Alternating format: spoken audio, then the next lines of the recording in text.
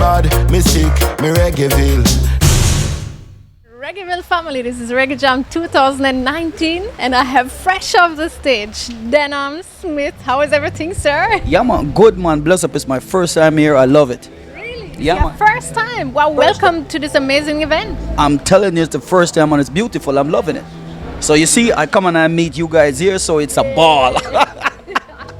Yeah, So man. great to have you here. You did a wonderful performance, even despite the weather. You still had the vibes up and everything. You played with the Evolution as well. How was that? I mean, the Evolution is a top band, so it's always like a family band. We know each other, so it's always a positive and good vibes. Despite the weather, it doesn't matter. We still go do it. Yeah. So, And speaking of the Evolution, because I mean, working with them, you didn't only work with them on stage today, but basically Josie, Odie, and Polly are also Buff Buff Records, a brand new label, and you work with them for the brand new album that you have out. So tell me about the project. yeah. So the Buff Buff, Josie, all of them, the Evolution. We do a new EP. It's kind of the old school, I guess you know it. It's called Old School. And it was more 70s type of music, kind of raw. I always wanted to do this type of music because it's the type of music I grew up on. My father used to listen to that type of music. So I was excited to do the project. When Josie told me he could do it, I was like, really? I was like a baby, very happy, like a baby with candy.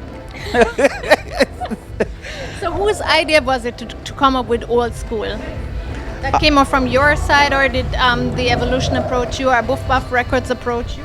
Well, no, I always have the idea to go back old school because, I think from a teenager, I heard my father playing all those type of records, those old school things. So I always wanted to do them, but I couldn't find a producer for it, Okay. But then when Josie tell me, listen, I told it to Josie and he was like, yes, I can do it. I was like, really? Yeah, I was skeptic, you know. But then he sent me some beats and I was like, yes, this is what I was looking for. I was so happy. And he just jumped on board and we just do it. He made me happy, man. I'm telling you, he made me really happy with that.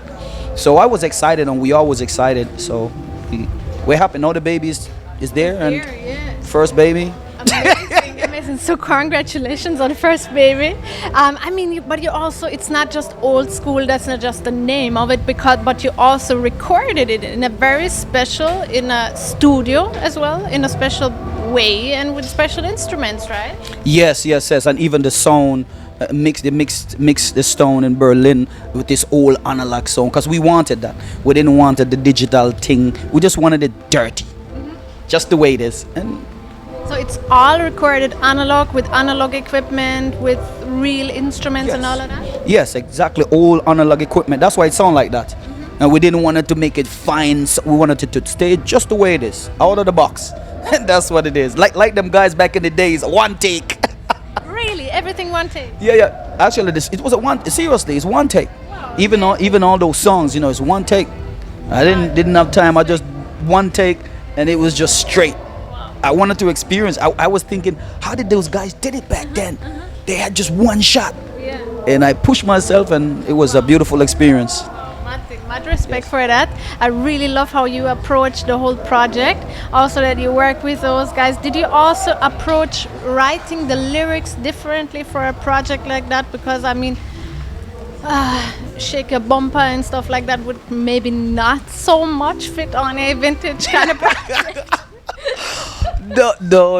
No. As I said, we wanted that, that clean old school sound like John Holt. Too bad, Gregory Isaac, we couldn't get to. I think we're gonna do a next one. Okay. So maybe I think the next one would take it to like that Dennis Brown type of stuff. Yes, Gregory Isaac type of stuff.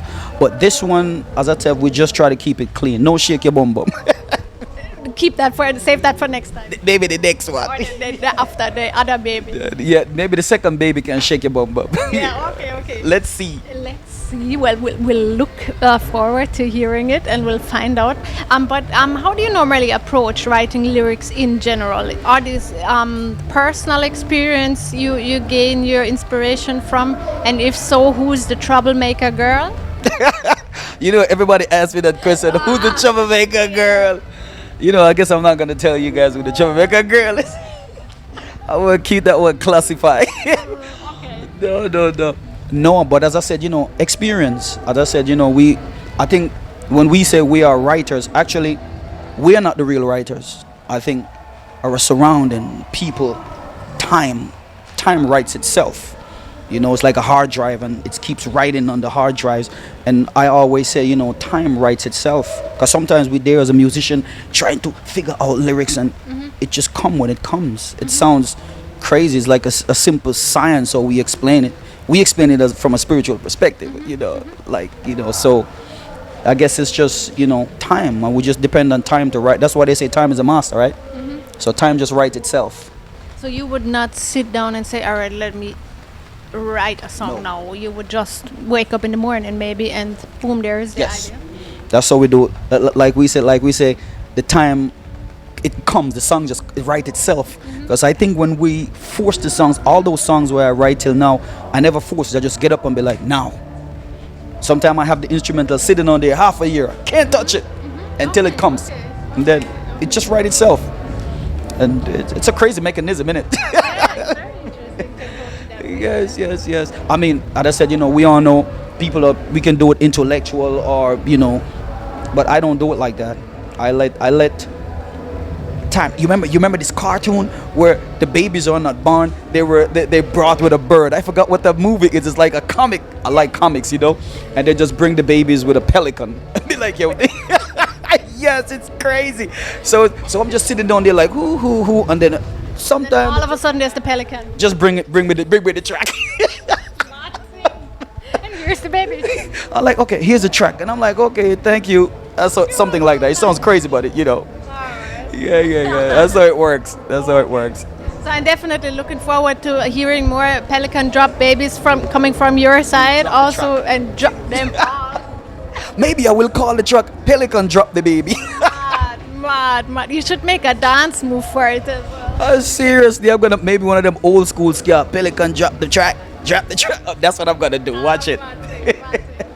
Yeah, Can you imagine do some ska music as well, since you've gone very vintage and old school this time already? Could you even go back further in time? Yes, it's also my genre, ska. Beautiful. I can imagine doing that type of music. Okay. Yes. And you mentioned your father, because that's what you said. You heard the music there played from your father. Your father was into music, or music was just played at home, or how did this come about? He just loved music. He just played at home, So, like I said, Ika Mose and all those type of stuff, John Holt, and of course some Bob Marley, and some Gregory Isaac, of course, and Sly and Robbie. So much stuff I don't even remember, but when I hear that frequency in the music, it bring me back there, and then I can say yes, I would like to do some ska. Nice. Seriously. So I think for the next baby, when the Pelican bring it, I'm gonna put some ska on that. So I'm definitely looking forward to that. But in the meantime, of course, everybody, you can still check out Old School by Denham Smith. Thank you so much, sir, for sharing the music with us today. And of course, your wonderful, amazing record from Boof Buff Records. Big up. Check it out. Definitely. Old School. Troublemaker girl, I want you to know. Troublemaker. I'm gonna keep that as a secret, yeah? Who the troublemaker girl is. Nothing. Yeah, man. Me bad, me sick, me Reggaeville.